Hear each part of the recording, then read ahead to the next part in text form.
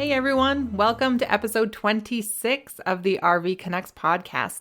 Today we are talking about successfully working from your trailer. Whether you want to tack a few work days onto your vacation in order to make your road trip a little bit longer, or you're just taking advantage of the fact that maybe your work policies have changed post-COVID to allow you to work from home or the trailer or the road or wherever you may be, we're going to be talking about our best strategies for working from the trailer when you are weekend warriors like we are. So we spend a lot of time working from the trailer. We're going to nail down our top resources for you, give some of the tips about working from the trailer with kids, and some best practices on how to make a great separation between your work life and your family life. So let's get into it.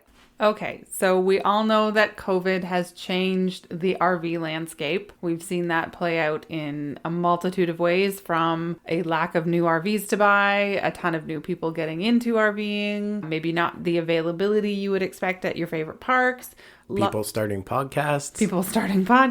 And I think a lot of that really boils down to the fact that a lot of people are now working from home, whether permanently or temporarily. And I think people have discovered that doing so while in an RV is something that allows you to see greener pastures and do it in such a way that you can still physically distance from everybody else. And so on this episode, we're going to talk about working from the RV and specifically how to successfully do that and manage some of the challenges in terms of finding coverage, finding good data, how to make it work with a family, or if you're on a road. Dan and I frequently work from the trailer when we're on our vacations, and that's one way that we have found that we're able to make our vacations a little bit longer, is that we combine them with some work from home periods or work from the trailer periods while we're on vacation so we can continue traveling. So unfortunately, in the majority of Canada, it is expensive to have a cell phone. Well, actually, I'm going to go ahead and say in all of Canada, our American listeners might be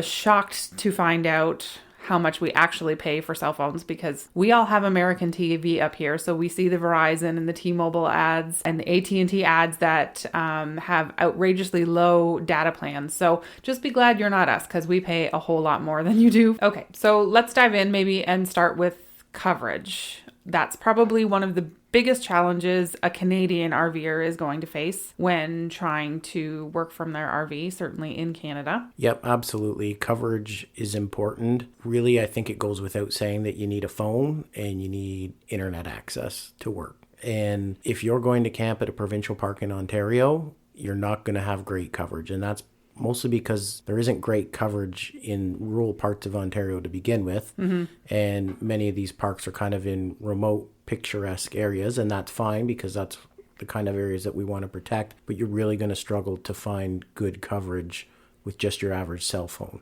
So yeah, you can probably get to spots where you can make a phone call, but it might mean that you have to go down to the beach or stand by that tree and lean this way to get it. So that can be a little bit difficult. So that's one thing that you need to keep in mind and you need to plan around. Mm-hmm.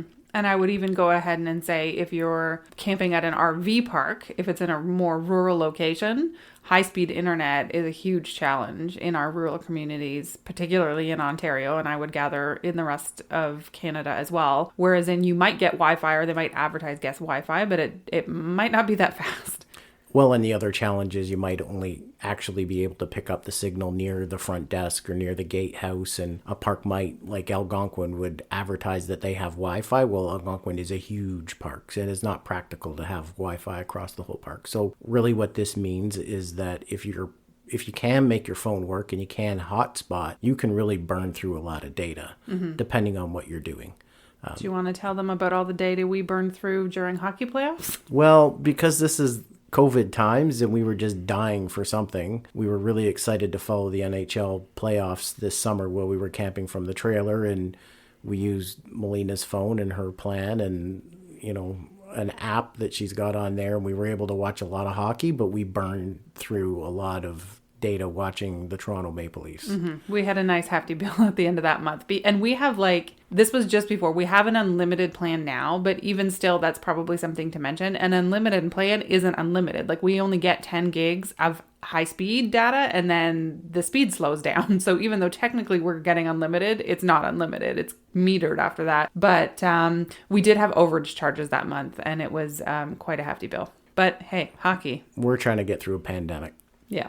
So there are a couple of coverage solutions that you can keep in mind. One is adjust your location. So you may want to check out reviews ahead of time and check out RV parks or RV resorts that have guest Wi-Fi and get a sense of how good that Wi-Fi actually is, and phone ahead and ask for a site with good Wi-Fi. Mm-hmm. And for any Google reviews, Expedia, any of those type of things, road trippers, you can all search reviews by keyword, right? So just type in Wi-Fi and find out what comes up. You don't have to read every single review that's ever been put on the site to figure it out. Another spot is obviously your coffee shops. I think we all know somebody who works from a Starbucks and does a little bit of work from Starbucks, or they go to McDonald's or does something like that. I've even picked up Wi-Fi in a hotel lobby when I needed it, when I've been out and about. You can do that, and that presents some challenges itself, which is it's sometimes hard to have the right formal conversation from a Starbucks with all the background noise. That's going to be distracting to people, so that may or may not work for what you're doing, or you can kind of park in the parking lot and hope you can pick up signal and do it from inside your car. Mm-hmm. So that's one solution. And that's probably a temporary solution, and that's going to work a lot of the time for quick phone calls, checking email, downloading a presentation, something of that nature. For sure. And that being said, though, I mean, not all is lost. If your style of camping is primarily provincial parks, or you want to get out in the wilderness, like, there are some options. So I would say you can adjust your equipment, and there's several options available to you, including, like we mentioned, hotspotting off your phone, but you can also get like a cell phone signal booster that will work. Some of them sometimes they plug into your vehicle, and you can boost your signal and sit in your vehicle so that you've got the signal you need to hotspot. It'll work in the trailer. So that's certainly an option. Installing a Wi-Fi booster in your trailer. So if the park you're staying at, or there's free Wi-Fi somewhere near where you're staying, a Wi-Fi booster is certainly going to take that signal and amp it up for you, so that hopefully if you have, you're stuck doing a Zoom call, you're not the one freezing every 3 seconds while you're trying to speak. So this is just about getting accurate speeds so that if you want to do something other than, sending email, you're going to have the capacity to do it. The other option, particularly if you're going to be doing a lot of working or spending a lot of time on the road, is getting some kind of like MiFi service that converts data into Wi-Fi that multiple devices can tap into. So think something like if you've got Bell, the Bell has the MiFi stick. Shark Wi-Fi is a Canadian company that also provides this service, and they have a lot of seasonal packages, which will give you signal for several months. So you can get everything from like 5 gigs up to 50 gigs. And they have, you can pay by the month if you only need it by the month, or you can sign up for packages that are like 3 months long, 5 months long, 8 months long, whatever. And each comes with a different amount of data that you can tap all of your devices into, which I think is a really smart idea. If you're hitting the road for 3 weeks and 2 of those 3 weeks you need to work, something like that is probably a great option, because it's going to, it has the capacity to find towers and boost them.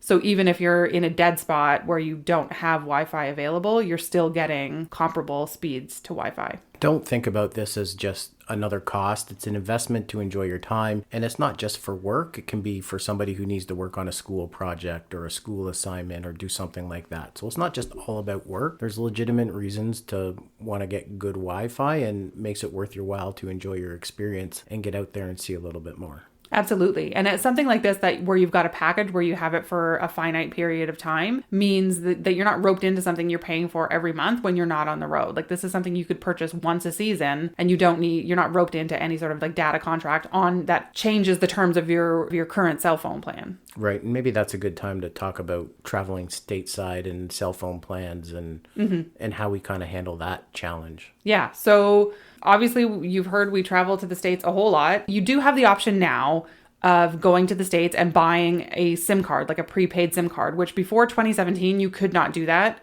because all of the cell phone service companies in Canada, they all had the phones locked to their specific company. However, that was ruled in 2017. That's not allowed. All of the phones have to be unlocked now, which is great for us as consumers. So you can go down and you can purchase a prepaid card when you get to the States. There's T-Mobile booths and stores and Verizon. And I mean, they have so many options down there. You just pick up a prepaid plan for however much data you have. Now, the cons of that is that you are usually paying a premium for a prepaid data plan. However, it's still probably going to be a little bit cheaper than using your Canadian cell phone plan. So it's definitely something to look into. The amount of data you get might not be what you want to use or how you would use your phone normally. So you might have to change your habits a little bit if you go that option so that you're not going over on that data. And some carriers of prepaid plans don't allow you to top that up. So really have a think about how you want to use that data before you go the SIM card route. And you also need to consider when you take your current SIM card out and put the other one in, you're going to get a new phone number. So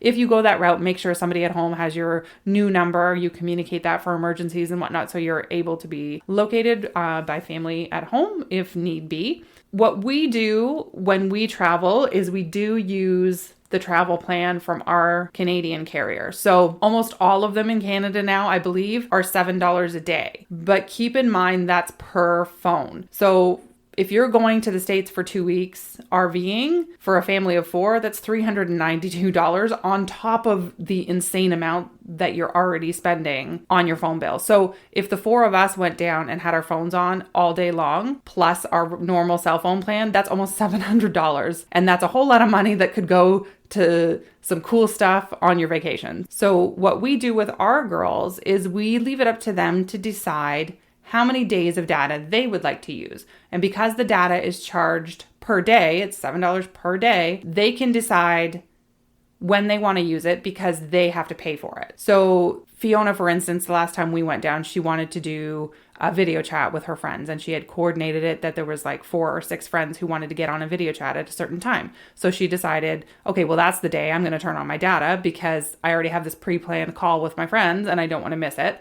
So she paid for that day. And then as soon as she was done her call, that was kind of getting towards the end of the day, she would turn the data off. And then I don't think she turned it on again for, 4 or 5 more days. She wanted to turn it on when we had reached California, I think, because she wanted to send some pictures of Disneyland to her friends and do that kind of immediately or put them on her social media. So it's a great budgeting exercise, I think, for the kids, if your kids are old enough for that type of thing, where they really see like, yeah, there are consequences to all this great technology that we're using, and that is the cost. So if you only want to spend $21 and that's how much you're willing to put forth from your own budgeting, then you only get to turn on your phone 3 days. So and somehow in the excitement of the trip, it doesn't seem to wind them up that they can't have constant access. Mm-hmm. And they learn quickly that if you pull into a truck stop, chances are they can get free Wi-Fi and they're going to hop out, use the washroom, get free Wi-Fi, pick up a couple of messages, and you get back on the road. Somehow I don't know how it happened, but it just does not seem to be an issue to say, hey, you're going to budget your time. They seem to do it and it gets along just fine. Yeah. For sure. So I should say as well, we leave one phone on all the time. So that pays the whole amount of travel for the entire time we're away. So we don't need to worry about using Google Maps or hopping on to find, the phone number of an RV park that we want to stop at, or if somebody needs to call us in an emergency. So we do keep one of our 4 phones on all the time, but the other ones kind of cycle on and off depending on what we're up to and how much we feel like paying. I guess we can transition maybe into working successfully while on the road, because I think that's a whole other issue. Like, you can get set up, you can find the right technology, you can find the right equipment to help you. Certainly when you have a family in such a small space, it can get interesting, to say the least, to make sure that you're doing a good job and you're doing a professional job while you're away. I think we understand now that with kids learning from home and doing their schoolwork from home in the COVID environment, and it's been probably at least 12 months that we've all been in some kind of work from home environment, that employers are starting to understand that things have changed, and yeah, things need to be professional, but a good employer recognizes that you're going to have some challenges when you're trying to connect from a remote location, whether that home is in your RV or that home is in your home. Mm-hmm. Or when your 5-year-old, no, she must have been 8, says, goodbye, everybody. Oh, well, yeah, so there is a bit of a funny story. And it was certainly before COVID times. I think Isla was maybe 8 years old, and she and I had traveled ahead up to Temagami ahead of Melina and Fiona, and I had to jump on for one conference call. It was only going to be about an hour, and she was antsy, and of course there was nobody to entertain her, and she had her coloring, and she had a few activities in the back of the trailer, and there's probably 20 people on this phone call on a Friday, and we get to the end of the phone call, and the person who led it said, "Great work, everybody. Have a great weekend." And from the back of the trailer at the top of her lungs, I heard, "You have a good weekend too." Now, I didn't admit to it. There was 20 people on the call, and hung up, and there was no outcomes that came out of it. But that presents one of the challenges that you're going to find is, what do you do with your kids during this time, especially during the summer when they're maybe not logged on for school. And I think it's important to set expectations or explain to them, because we get a lot like, ugh, you have another call, like, but we're on vacation. And we hear it a lot, and we've heard it a lot for years. And that's one of the dangers of working on the road, is that you can get, kind of caught up in the loop, or your kids kind of expect, because you're in the trailer, you shouldn't be working. And if they see you working, they feel like they're being gypped, or their time is being stolen from them, right? So I think laying that out ahead of them and really explaining to them, because when we went to California, we kind of didn't explain to them until like halfway through the trip. Like, the reason we're able to hit the road for 3 weeks, or it was longer than 3.5 weeks, is because we have to do some days of work, right? Like, if we were at home, we would be in our office going to work. And it didn't kind of even occur to me, like, we knew that, Dan and I knew that, but it didn't occur to me to explain that to the kids, but so that when they were all put out of joint, I was like, well, what do you mean? Like, we have to work. And they're like, no, we're on vacation, right? So they're on vacation, certainly, but laying out those expectations or explaining to them, what your plan is going to be for work, so they don't get their nose out of joint or feel like, they're losing time with you. And I think on the flip side of that, making sure that you're not getting caught up in that constant loop of like, oh, well, if I just send this email right now really, really quickly, it's going to make it easier for me than on 3 days when I was planning on logging in. Or, if I take this phone call, I can just get it out of the way and then I don't have to worry about it. Well, the problem with that is that you're constantly going to be doing that, and you're not going to have any downtime, and you're going to miss those memories, and you're going to blur the line between work and play so much that it's not going to be enjoyable. So I think setting those boundaries is super important, because every day cannot be a work day. You have to draw that line in the sand. And everybody knows that a 5-minute phone call is really a 30-minute phone call. Yeah. So one of the things that I do to help me with that is that I deactivate all of my work notifications when I'm not at work, so I'm not tempted to go on and check. So we have several kind of instant message types. We use Slack, we use Trello, we use all of these great technologies at my work, but that means my phone is pinging all the time if I let it. So when I've set work hours, I turn off or I deactivate the notifications on my phone. And it took me a long time to actually do this. And I don't know why it took so long, because constantly I was getting caught in this trap. But turning off all of those notifications just takes it off your phone. It's kind of like I take a Facebook break every year and I remove Facebook off my phone. So I'm not even tempted to open it up. It's that type of thing. Like, if out of sight, out of mind. So making those hard divisions is so important for your mindset as well. Right. And there's a couple other ideas you can use to help you out. One is to pick a site that's close to a playground or a sports field. And that might not give you the best site, but it gives a spot for the kids to go burn off energy while you need to do some work, and it keeps them entertained and it keeps them out of your hair. That's another great idea. You can keep an eye out of them out the window. They're going to be fine, and you can get some work done in some peace and quiet. Mm-hmm. The other thing I would say is probably a lot of us know what our work schedule is going to be like on a given month or a given time of the year. So if you can plan your travel, and chances are you're going to plan a bigger trip months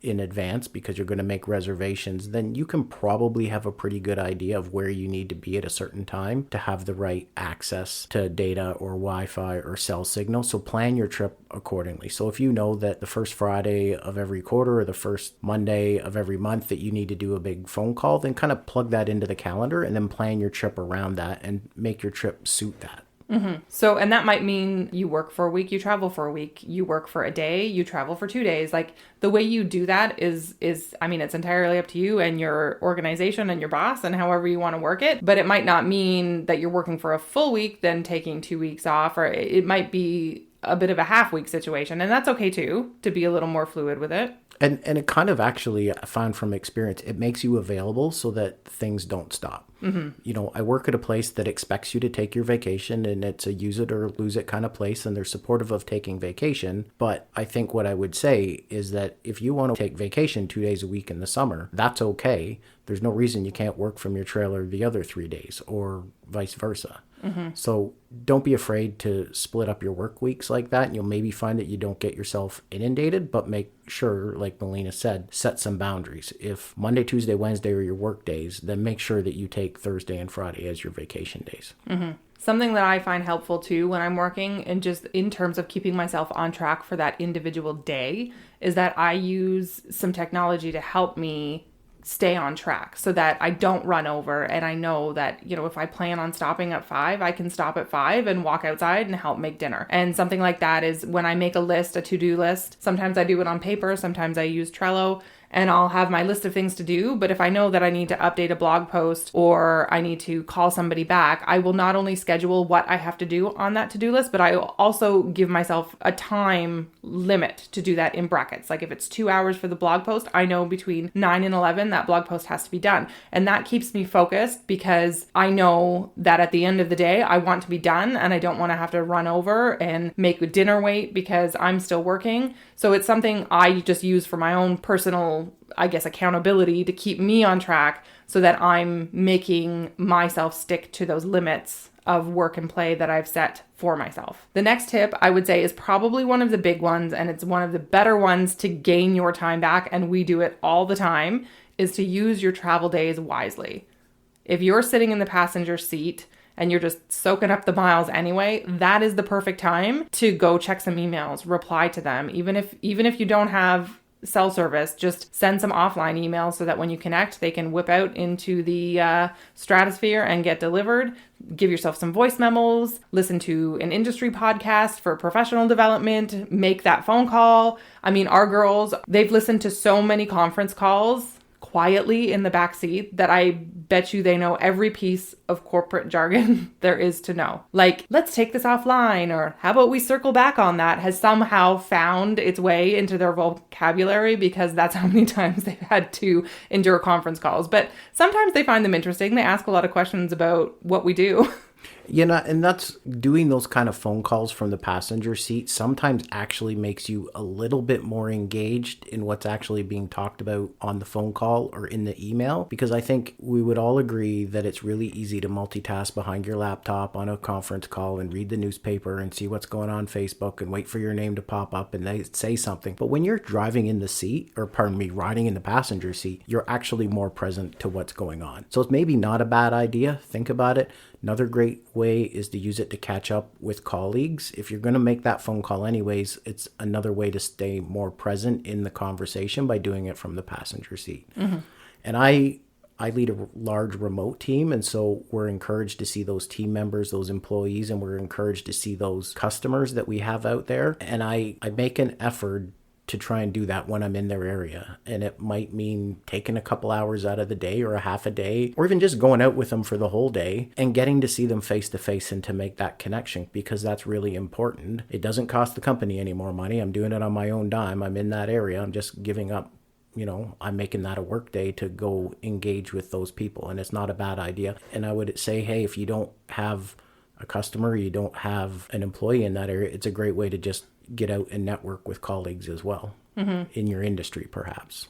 For sure. Like, you can even plan trips around association events and conferences and things like that and work that in. If you're in the area, why not? Absolutely. And you know what? I think we all know that people value that face-to-face connection. They value the fact that you took time to see them when you were in their neck of the woods, and they're often very proud to talk about where they live and what they see. And it pays huge dividends. Mm-hmm. Especially when they can give you great recommendations for places to go and places to eat and things like that. That's always fun. I think one of the other tips I want to leave people to think about as we get to the end of this podcast is think about the business cycle that you work in. Lots of businesses are go, go, go, and we always say that we're so busy. But when I reflect after a little bit of experience and wisdom, I know that our business goes through cycles, and it goes through beginning of year planning, and we set objectives, and eventually you reach a point in the year where things start to slow down. And for me, it starts to slow down when vacation season hits, when school gets out. And so people start to take more vacation, and it's in the summer months,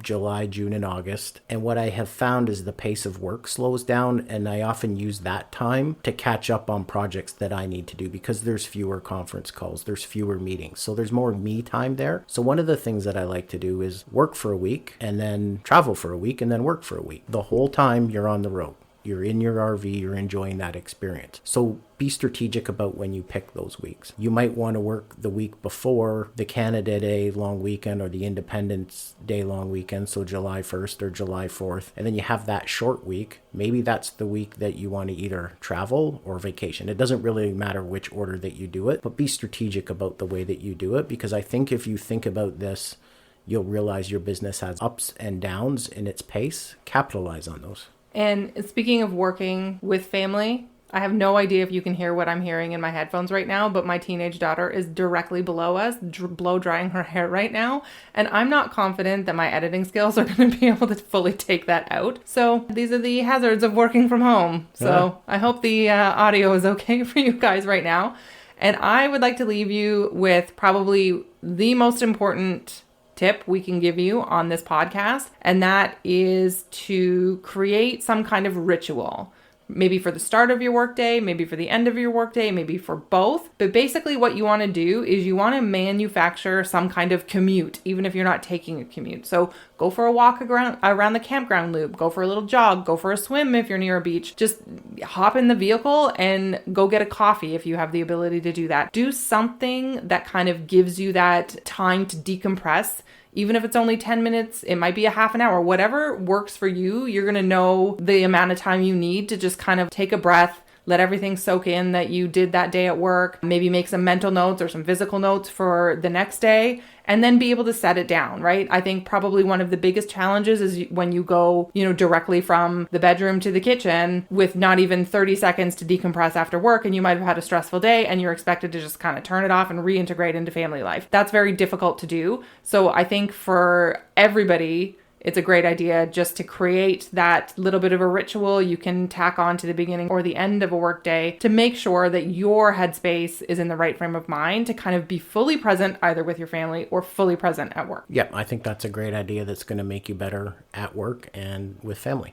So that being said, we're super interested to know what you think. We know we have listeners that are full-time RVers that do a whole lot more work from the RV than we do. What are some favorite tips that you use specifically with kids? Maybe if you have even younger kids, because it's been a little while for ours. So we're trying to give our best tips on all the years, but our kids are a little bit older now. So if you have young ones, definitely reach out to us on social media. Let us know what some of your favorite tips are, and we'll incorporate that into our social media so everyone else can see your great tips. Absolutely. Safe travels. Okay, take care, guys. Bye. Bye.